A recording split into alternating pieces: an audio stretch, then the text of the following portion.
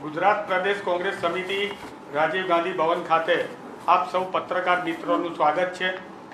आजनी आ press वार्ता में गुजरात प्रदेश कांग्रेस समिति अमरा उपप्रमुख माननीय बिमलभाई अत्र उपस्थित है। भारतीय राष्ट्रीय कांग्रेस प्रवक्ता और गुजरात चूंटणी 2022 मीडिया प्रभारी श्री आलोक शर्माजी उपलब्ध है उपस्थित है।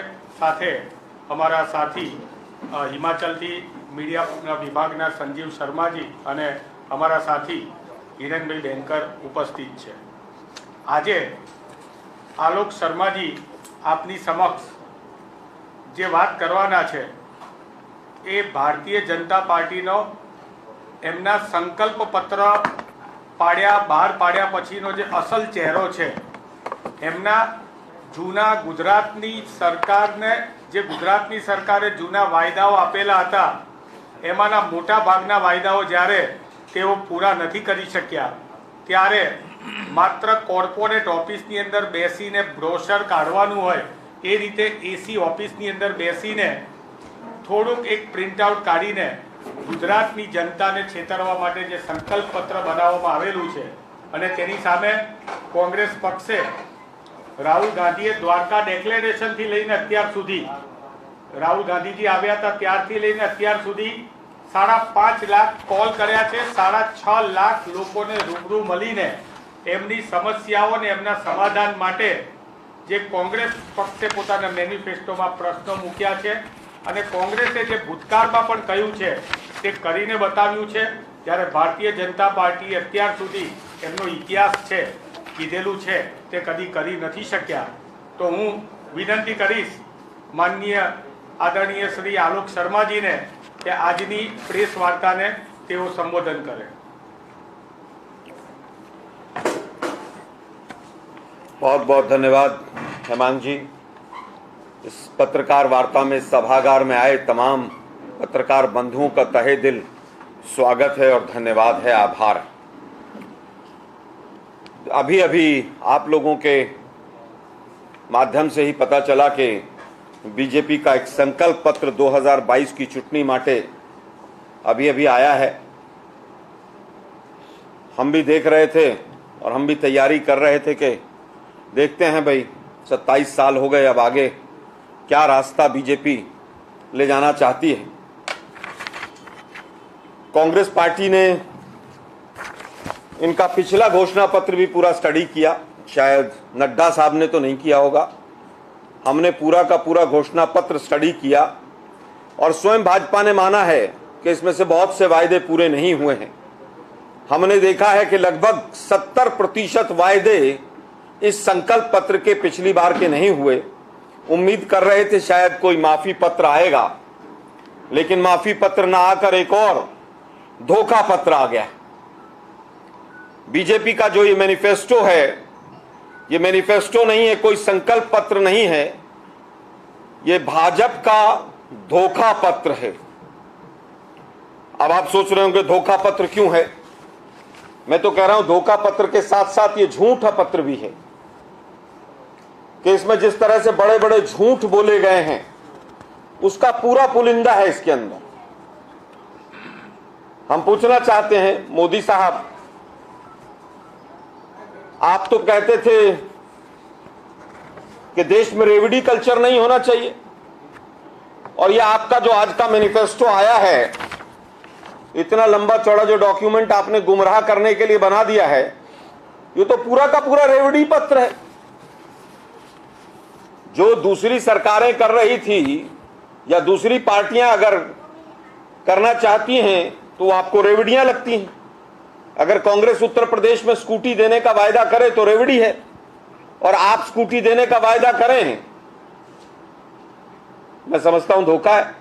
आप 2 सिलेंडर मुफ्त देने की बात करें तो क्या वो रेवड़ी नहीं है? क्या आप बालिकाओं को साइकिल देने की बात करें तो क्या वो रेवड़ी नहीं है? आप फ्री यात्रा की, फ्री ट्रेवल की बात करें अपने घोषणा पत्र में तो क्या मोदी साहब और भाजपा बताए कि क्या ये रेवड़ी कल्चर दोबारा से तो नहीं ला रहे हैं आप अपने यहां पर? लेकिन आपका तो काम ही धोखा देना है, तो धोखा देंगे आप। जिस राज्य के ऊपर 10,000 करोड़ से लेकर और 4 लाख करोड़ का 10,000 करोड़ के कर्जे से लेकर 4 लाख करोड़ पर आपने राज्य को पहुंचा दिया। 27 साल में इतना विकास किया कि देश में 80 करोड़ लोगों को अनाज देना पड़ रहा है, और यहां पर रेवड़ी बांट के आपको वोट इकट्ठी करनी पड़ रही। कांग्रेस पार्टी इनको रेवड़ी नहीं मानती। कांग्रेस पार्टी कहती है संविधान के अनुसार पिछड़ों को आगे लाना चाहिए, लेकिन मोदी साहब आप क्लैरिफाई करें और भाजपा के तमाम प्रवक्ता क्लैरिफाई करें कि स्कूटी देना, साइकिल देना, फ्री ट्रैवल करना और 2 सिलेंडर फ्री देना, ये सब रेवड़ी कल्चर में है कि नहीं। हमने इनका पिछला घोषणा पत्र देखा, खैर पुराने झूठे हैं, कुछ भी बोल देते हैं। 15 लाख अकाउंट में आएंगे, 2 करोड़ रोजगार हर साल देंगे, 100 स्मार्ट सिटी बनेंगी, पता नहीं क्या क्या। मैं केवल गुजरात तक सीमित रहना चाहता हूं। पिछले घोषणा पत्र में इंटरनेशनल लेवल की यूनिवर्सिटी बनेगी, सरकार बनाएगी। हम ढूंढ रहे थे, सारा गूगल छान मारा, तमाम लोगों से बात की कि कहां है वो इंटरनेशनल लेवल की यूनिवर्सिटी जो पिछले साल मोदी जी ने, पिछले चुनाव में मोदी जी ने और इनके रूपाणी साहब ने वायदा किया था, कहां है वो। स्मार्ट ट्रैफिक मैनेजमेंट और पता नहीं कौन कौन से वायदे थे। सीसीटीवी लगाए और उसमें क्या होता है, मीमो आता 1000 रुपए का। मोबाइल क्लिनिक की बात पिछले घोषणा पत्र में भी थी, इसमें भी है। लगभग 50% घोषणा पत्र तो पिछला ही है, केवल शब्दों को बदल दिया। इंटरनेशनल ट्राइबल यूनिवर्सिटी बनेगी, कहां है भाई वो tribal university, international tribal university, हमें तो मिली नहीं। 2 साल पहले भी रूपाणी जी के समय पर 8 मेडिकल कॉलेज का वायदा हुआ था, आज फिर 8 मेडिकल कॉलेज का वायदा हो गया। अरे हम तो पूछ रहे हैं, पिछले 20 साल में एक सरकारी मेडिकल कॉलेज बनाया हो तो उसका नाम बता दो। पिछली बार भी कहा था ट्राइबल वेलफेयर बोर्ड बनाएंगे, इस बार भी कुछ जुमले छोड़ दिए। क्या ट्राइबल डिस्ट्रिक्ट लेवल पर, जिला लेवल पर ट्राइबल, पहले कहते थे किसान की आमदनी 2022 में डबल हो जाएगी, हो गई होगी जरूर, किसान भाई बताएंगे। मूंगफली का उत्पादन तो इस बार 8.5 लाख टन घट गया। सबको घर देंगे, और हालत यह है कि जो पुराने घर हैं गरीबों के, जब विदेशी मेहमान आते हैं तो पर्दा लगाकर उनको ढकना पड़ता है। दुर्भाग्य है कि इस बार के मैनिफेस्टो में कैसे नशाखोरी को कंट्रोल करेंगे, कैसे ड्रग्स को कंट्रोल करेंगे, कैसे भ्रष्टाचार को कंट्रोल करेंगे, कोई शब्द नहीं। 22 पेपर आउट हुए, किसको जेल में डालेंगे, किसको जेल में नहीं डालेंगे, भ्रष्टाचार को कैसे कम करेंगे।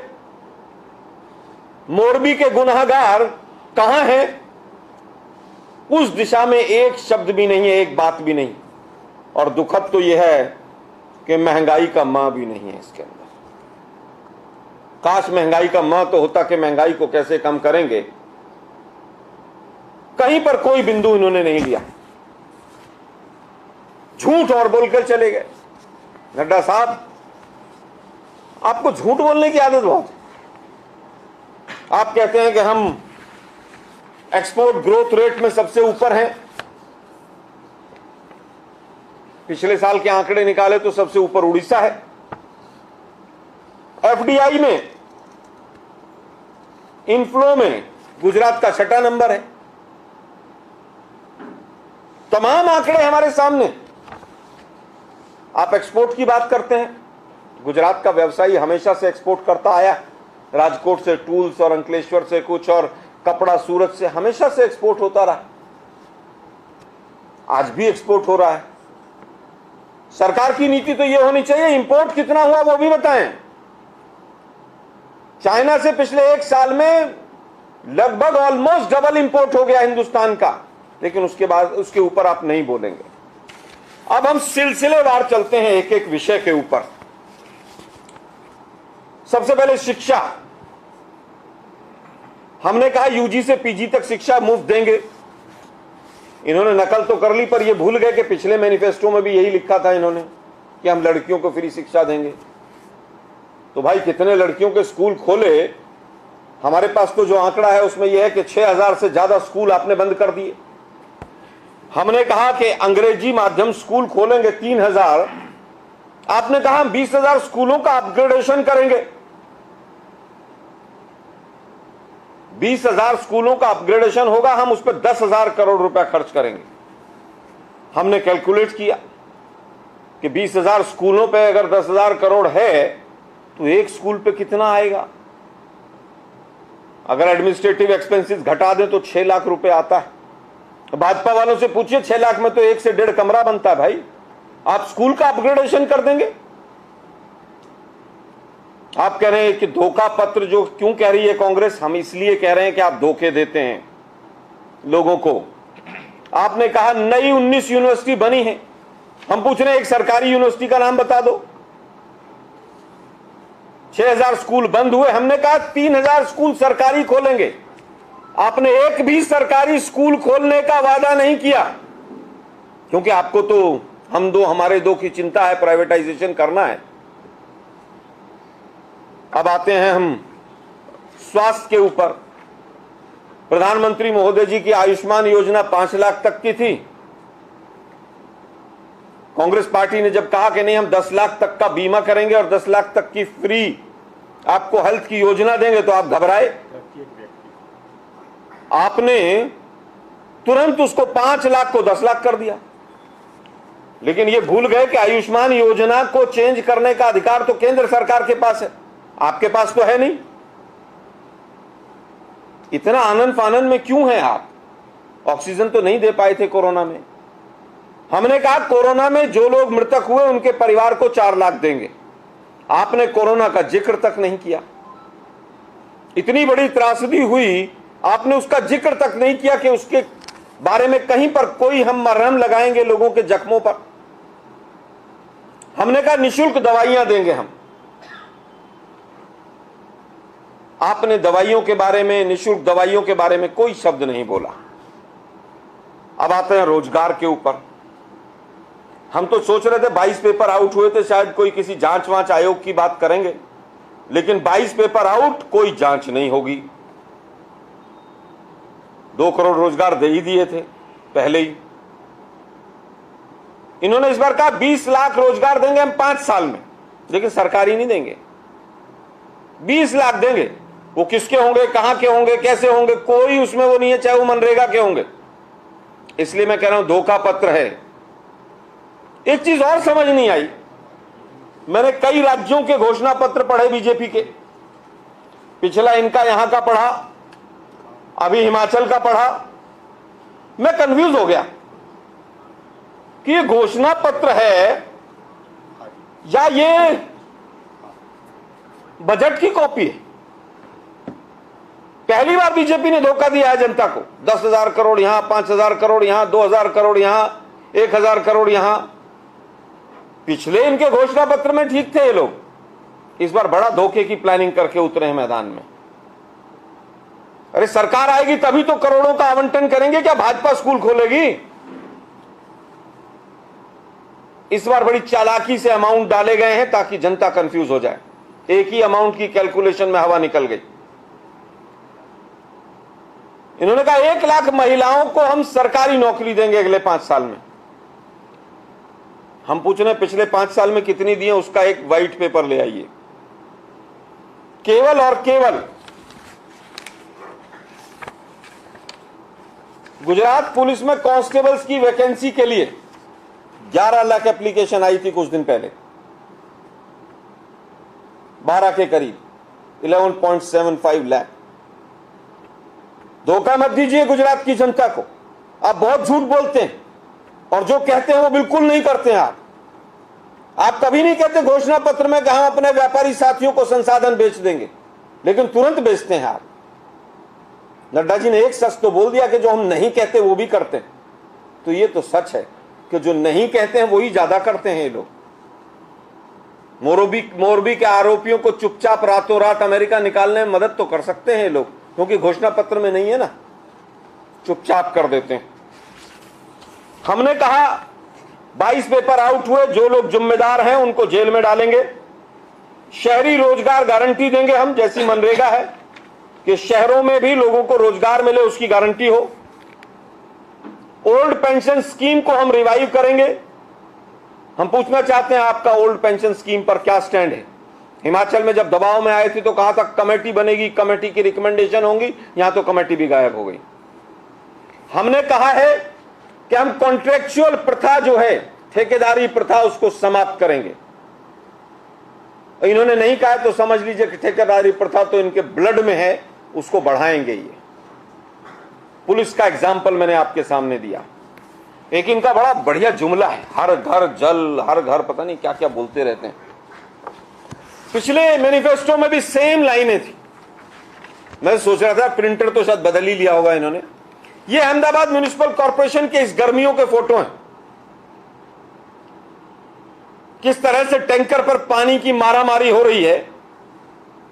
जब अहमदाबाद में पानी नहीं है तो दूर दराज के सूखे जो इलाके हैं, गांव, उनमें क्या हालत होगी ये गुजरात की जनता समझ सकती।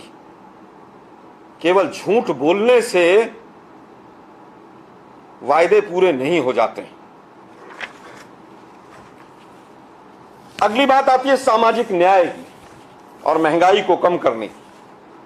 महंगाई का माह मुझे तो मिला नहीं, मैं इनका पूरा इंडेक्स देख रहा था कि शायद कहीं महंगाई का माह होगा, कहीं मिला नहीं हमें। कांग्रेस पार्टी ने महंगाई को कम करने के लिए 500 रुपए में हम गैस का सिलेंडर देंगे ताकि गरीब गृहिणी को फायदा हो। 5 रुपया हम पर लीटर दूध पर सब्सिडी देंगे ताकि पशुपालकों को फायदा हो और महंगाई से निजात मिले। 8 रुपए में इंदिरा रसोई में हम गरीबों को भोजन देंगे ताकि गरीबी जो बढ़ रही है उससे निजात मिले। और 300 यूनिट बिजली हम फ्री देंगे ताकि गरीबी से लड़ाई लड़ी जा सके, जो कि भाजपा की बहुत बड़ी देन है पिछले 5 वर्षों की। हमने महंगाई को कैसे कम किया जाएगा उसका एक रूट रखा है, उसके कदम रखें। जबकि दूसरी तरफ भाजपा सरकार महंगाई का मां बोलने को भी तैयार नहीं। अभी एक इन्होंने बहुत बड़ी बात बसों के बारे में की। पिछले 15 साल में गुजरात सरकार ने 150 बसें खरीदी हैं नई। इस सरकार की वेबसाइट का आंकड़ा, 15 साल में मात्र 150 बसें। और इस बार कहा गया कि हम 1000 करोड़ रुपया बसों पर खर्च करेंगे। कैसे खर्च करेंगे, मेंटेनेंस पे खर्च करेंगे, क्या करेंगे, कहीं क्लैरिफिकेशन नहीं। जबकि पूरा का पूरा तंत्र पब्लिक ट्रांसपोर्ट का प्राइवेट हाथों में दे दिया गया है। हमने भ्रष्टाचार को कैसे कम किया जाएगा उसके लिए त्वरित कार्रवाई हो, लट्टा कांड की जांच की रिजल्ट जल्दी आए, नशाखोरी कैसे कम हो उसके लिए कमीशन बनाने की बात हुई, और मोरबी की जांच तुरंत हो और त्वरित हो उसके लिए तमाम कदम उठाए। और इन्होंने मोरबी का मां भी नहीं बोला इसके अंदर। कोरोना की बात हमने आपसे पहले की ही थी। अब आते हैं कि कुछ चीजें इन्होंने नए शगुफे छोड़े, उन पर आते हैं। काम की बातें तो हो गई, काम की बातों में तो कहीं दम निकला नहीं। 80 पेज का इतना बड़ा पुलिंदा बना के दे दिया, पढ़ते रहो 4 दिन तक, जब तक चुनाव निकल जाएगा फिर हमारी सरकार आ जाएगी, ऐसा वो सोचते हैं। गुजरात की जनता को इतना ना समझ मत समझिए आप। आपने कहा साहब हम एंटी इंडिया फोर्सेस के लिए रेडिकल जो ताकतें हैं उनके लिए कुछ क्या बनाएंगे, फोर्सेस बनाएंगे, एक्ट बनाएंगे, क्या बनाएंगे। अरे भाई 27 साल आपकी सरकार के हो गए, अभी भी एंटी इंडिया फोर्सेस गुजरात में है क्या? अपने मुंह पर खुद स्वयं तमाचा मार रहे हैं आप लोग। 27 साल में तो गुजरात कहीं का कहीं पहुंचा दिया, और देशद्रोही ताकतें गुजरात में है। ये गुजरात का अपमान है, ये गुजरात के नागरिकों का अपमान है। भाजपा आज भी ये मानती है कि गुजरात के अंदर देशद्रोही ताकतें हैं, तभी इस कानून की जरूरत आपको पड़ रही है। गुजरात का अपमान करना बंद कीजिए। दूसरा, आपने कहा गवर्नमेंट प्रॉपर्टी के डैमेज को कंट्रोल करने के लिए कानून लाएंगे हम तो सोच रहे थे यूपी से कुछ बुलडोजर आ गए होंगे, वो जयसुख पटेल के घर पे चले गए होंगे, और एवा कंपनी तो गिराई दी होगी बुलडोजर लगा के इन्होंने। हम तो ऐसा सोच रहे थे। जहां जहां फायदा दिखता है वहां कानून को अपनी जेब में रख लेते हैं ये लोग। आईपीसी की तमाम धाराओं में गवर्नमेंट प्रॉपर्टी को तोड़ने के तमाम प्रावधान है कि क्या सजा होगी। ये शगुफेबाजी और ये इशारेबाजी बंद कर दीजिए।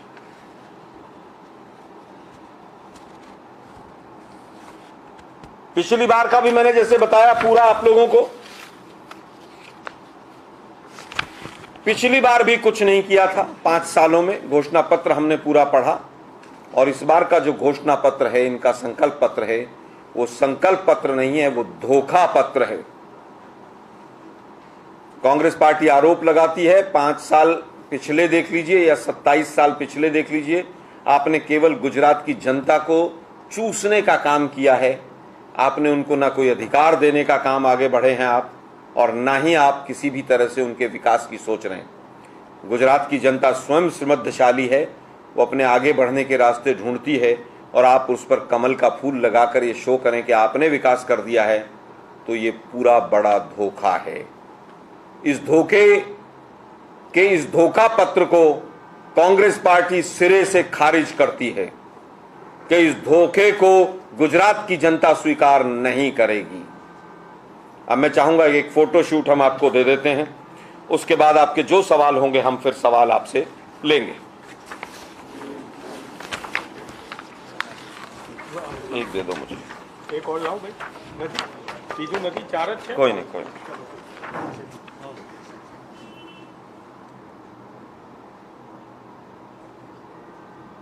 भाजपा ने घोषणा पत्र संकल्प पत्र दिया, हम इसको धोखा पत्र कहते हैं। ये धोखा पत्र है। हाथ पूरा नीचे रखिए।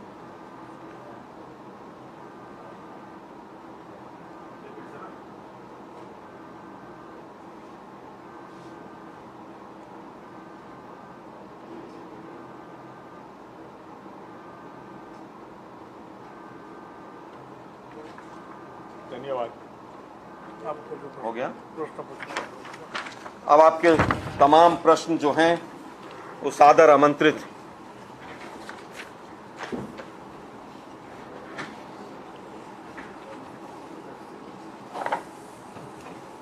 કોઈનો પ્રશ્ન છે કે પ્રશ્ન નથી એટલે બધા અમારી વાતમાં સહમત છો એમ લાગે છે? आलोक जी। ये घोषणा पत्र में ये भी बात कही है कि गुजरात की इकोनॉमी 1 ट्रिलियन तक जाएगी और एफडीआई 5 लाख करोड़ तक लेके जाएगी। मैंने कहा ना, ये धोखा पत्र है। ट्रिलियन के जीरो नहीं पता होगा जिसने कहा है। इकॉनमी अपने आप एक एक्सपोनेंशियल ग्रोथ के साथ आगे बढ़ती है, और हमारा जो पॉपुलेशन साइज है उसमें ग्रोथ होती ही है। अगर आप चिदम्बरम साहब के तमाम आंकड़े सुने तो आपको पता चलेगा कि 5 ट्रिलियन की इकॉनमी करने में मोदी साहब का कोई हाथ नहीं है। और अगर नीति आयोग की आप 2010-11 की रिपोर्ट पढ़ें तो 5 ट्रिलियन की इकॉनमी 2018 में हो जानी चाहिए थी। ये तो जुमलेबाजों की वजह से नहीं हुई है। अगर आपने ब्रिटेन को पीछे छोड़ दिया है तो उसका कारण ये नहीं है कि ब्रिटेन का विकास दर रुक गया है, इसलिए है कि हमारा जो पॉपुलेशन बेस साइज है, जीडीपी का मेन जो आधार होता है वो बड़ा है, और आने वाले समय में हम और भी देशों को पीछे छोड़ेंगे। हम तो मोदी साहब से पूछ रहे पर कैपिटा इनकम 25% कैसे घट गई, भूखमरी इंडेक्स में नीचे कैसे चले गए, इनका उत्तर दो, इधर उधर की बात न करो। सर, आपने अभी कहा कि मुफ्त की रेवड़ी, अगर भाजपा वाले जो मतलब जो फ्री चीजें दे रहे हैं, तो कांग्रेस का जो मैनिफेस्टो जारी हुआ है संकल्प, उसमें भी तो आपने लाइट फ्री देने की बात की, और भी कई चीजें ऐसी हैं। देखिए, मैंने कहा कि हम उसको रेवड़ी नहीं कहते हैं, मोदी जी का जुमला है, आपने शायद ध्यान से सुना नहीं। हम तो कहते हैं संविधान में वेलफेयर स्टेट है, गरीबों को, पिछड़ों को आगे लाना चाहिए। जनता कहीं समस्या में हो तो उसकी मदद होनी चाहिए। हम तो कह रहे हैं कोरोना के जो पीड़ित हैं उनको भी मुआवजा मिलना चाहिए, और हाई कोर्ट भी कह रहा है कि मोरबी के लोगों को भी मुआवजा मिलना चाहिए। ये रेवड़ी शब्द हमारा नहीं है, मोदी जी का है, और सुप्रीम कोर्ट परिभाषा ढूंढ रहा है। दुर्भाग्य ये है। यूसीसी को भी इम्प्लीमेंट करने की बात कही है, वो भी रिकमेंडेशन को वो हर जगह पे बीजेपी के स्टेट में वो इम्प्लीमेंटेशन करेंगे। इनको चुनाव आते आते यूसीसी जरूर याद आ जाता है। अभी उत्तराखंड का चुनाव था तो वहाँ भी एक कमेटी बनाएंगे, वो कमेटी कहाँ गई, हवा में चली गई, चुनाव खत्म हो गया। अब यहाँ पे भी कह रहे हैं कि अभी 1-1.5 महीने पहले कोड ऑफ कंडक्ट लागू होने से पहले कैबिनेट का डिसीजन आया, कमेटी बन गई होगी, चेयरमैन कौन है हमें तो आज तक पता चला नहीं। 2018 में law ministry government of India ने यूनिफॉर्म सिविल कोड पर एक पूरी बड़ी कमेटी बनाई और उसने फरवरी 2019 में रिकमेंडेशन दिया कि हिंदुस्तान विविधताओं का देश है और यहाँ पर अभी यूनिफॉर्म सिविल कोड की आवश्यकता नहीं है। 8.5 साल हो गए मोदी सरकार को, अगर इतने ही सीरियस थे तो पकौड़े तल रहे थे, पार्लियामेंट में क्यों नहीं लेकर आए? 27 साल से, क्योंकि राज्य सरकार का भी विषय है, स्टेट सब्जेक्ट है कॉन्स्टिट्यूशन में, 27.5 साल से अगर इनकी यहाँ पर सरकार है तो 27.5 साल से क्यों नहीं लाए? पकौड़े तल रहे थे। पूर्ण बहुमत की सरकार रही है, किसी का विरोध नहीं रहा है। इनको इस तरह के मुद्दे तब याद आते हैं जब जब वोट लेनी होती है। इसके अलावा न इनको कानून से कोई मतलब है, न यूनिफॉर्मिटी से कोई मतलब है। और ये यूनिफॉर्म सिविल कोड की बात है, क्रिमिनल कोड तो ऑलरेडी कांग्रेस पार्टी और हमारा संविधान जो है उसने दिया हुआ है कि यूनिफॉर्म है वो क्रिमिनल। 302 की धारा 302 की है। ये बीजेपी वाले शरीयत वरीयत से जो जोड़ते हैं वो केवल वोटों के लिए करते हैं। This is uniform civil code. Tribals के लिए भी सिविल लाएंगे क्या? नॉर्थ ईस्ट के लिए भी सिविल कोड लाएंगे क्या? किसके लिए लाएंगे? जुमले बंद करो।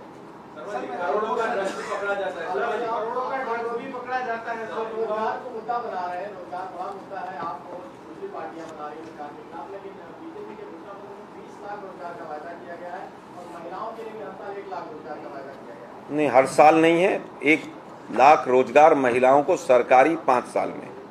मैंने तो दोनों आंकड़े लिए। मोदी साहब ने तो 2 करोड़ रोजगार कहे थे हर साल दूंगा। अभी तभी तो हम कह रहे हैं धोखा पत्र है ये धोखा पत्र है प्योरली। कोई रोजगार से इनको मतलब नहीं है। व्हाइट पेपर लेकर आइए। तलाती के पद 300 वैकेंसी के लिए 17 लाख बच्चे अप्लाई करते हैं, फिर पेपर आउट हो जाते हैं इनके 22-22। रोजगार से कोई मतलब नहीं है, इसीलिए हम कह रहे हैं धोखा पत्र है। पीछे एक मिनट।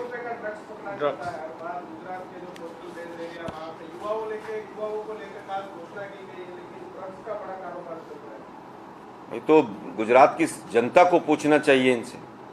एक ही पोर्ट पर लगातार बार बार मोदी जी कहते हैं ना, बार बार झूठ बोलो, बार बार झूठ बोलो। एक ही ड्रग्स एक ही पोर्ट के ऊपर कैसे पकड़ा जा रहा है? किसकी इतनी हिम्मत है?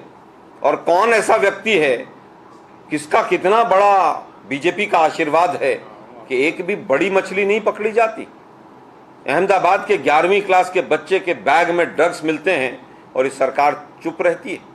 70 से ज्यादा लोग लट्ठा कांड में मर जाते हैं, उसके बाद भी जांच के नाम पर एसआईटी बनाकर लीपापोती होती है। कांग्रेस की सरकार आ रही है और इन सब की जांच होगी। सर, मेरा एक क्वेश्चन है। अभी आपने बीजेपी की पेड पॉलिसीज की बात की, पर इसका असर आम जनता पर क्यों नहीं दिखाई दे रहा है? आपको कैसे पता नहीं दिखाई दे रहा है? 27 साल से वो बने हुए हैं। नहीं, देखिए 27 साल से बने हुए हैं, उनका वोट परसेंट भी घटा है, उनके नंबर ऑफ सीट्स भी घटे हैं। गुजरात की जनता ने कांग्रेस को आशीर्वाद दिया। पिछली बार भी बॉर्डर पे रुके। अगर कहीं कोई कमी रही तो वो हमारी तरफ से रही। हम सर झुका के वापस जनता के दरबार में फिर आए हुए हैं और जनता से निवेदन करते हैं कि इस भाजपा की भ्रष्टाचारी 2C मॉडल वाली सरकार, कमीशन और करप्शन, इसको उखाड़ कर फेंक दीजिए। द्वारका में भाजपा के संकल्प पत्र में द्वारका में भगवान कृष्ण की स्टैच्यू ऑफ यूनिटी की तरफ मूर्ति बनाने वाला है और म्यूजियम भी बनाने वाला है और 6 लेन 4 लेन कॉरिडोर की बात है, सी फूड पार्क बनाने वाला है। इसके क्या दरियाई सीमा पे कल मछुआरे ये भगवान कृष्ण की मूर्ति बनाने जा रहे हैं। भगवान कृष्ण की मूर्ति बनाएं, भगवान राम की बनाएं, राम कॉरिडोर बनाएं, किसी को आपत्ति नहीं कि जो भगवान के, लेकिन जो जीव हैं उनकी मृत्यु होती है बिना ऑक्सीजन के, उस पर भी सोचें। हमें कहीं कोई आपत्ति नहीं है, वो क्या करेंगे क्या नहीं करेंगे। एक नहीं 4 मूर्ति बनाएं, 4 स्थापना करें। सरदार पटेल का स्टैच्यू ऑफ यूनिटी बनाया, लेकिन उनके दिखाए रास्ते पर भी अगर आप चलना शुरू कर दें तो बड़ी मेहरबानी हो जाएगी। कृष्ण भगवान के दिखाए रास्ते पर भी बीजेपी चलने लगे तो बड़ी मेहरबानी रहेगी। असदुद्दीन ओवैसी साहब चुनाव लड़ने आए हैं और भाजपा से ज्यादा कांग्रेस पर हमला हो रहा है। अरे वो शेरवानी बदल रहे हैं बहुत देर से, छोड़ो ना, क्या वैसी बीजेपी की सी टीम के ऊपर क्या कहें हम। वो जहां बीजेपी को जिताना होता वहां चले जाते हैं, लेकिन फुस हो गया अब ये। ओवैसी और आम आदमी पार्टी अब फुस बम है और फुस बम होके वो पानी में पड़ा हुआ है। Thank you very much. Thank you.